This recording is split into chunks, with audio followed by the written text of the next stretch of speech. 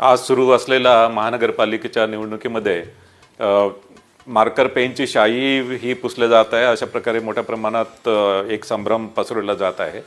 त्याबद्दल माझं सांगणं आहे की ही शाई जी आहे ती इंडेलिबल इंक आहे आणि इंडेलिबल इंक भारत निवडणूक आयोग जी इंडेलिबल इंक वापरतो तीच इंडेलिबल इंक आहे, मात्र ती मार्कर पेनच्या स्वरूपात आहे।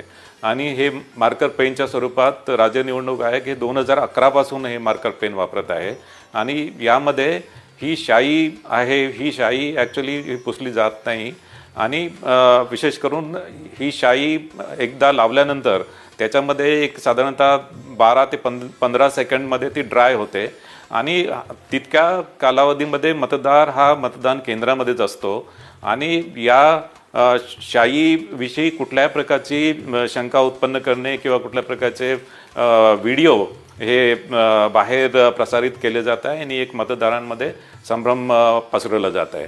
याशिवाय मला सांगायचं आहे की मतदार हा मतदान केंद्रामध्ये आल्यानंतर मतदान प्रतिनिधी असतात, जे उमेदवाराचे मतदान प्रतिनिधी असतात ते मतदाराची ओळख पटवून देतात आणि ते ओळख पटवल्यानंतर त्या मतदाराला मतदान करण्याचा हक्क असतो। त्यांना त्या मतदाराबद्दल काही ऑब्जेक्शन असेल तर ते ऑब्जेक्शन ते प्रिसाइडिंग ऑफिसरकडे नोंदवू शकतात आणि त्या अनुषंगाने त्या मतदाराची चौकशी होते।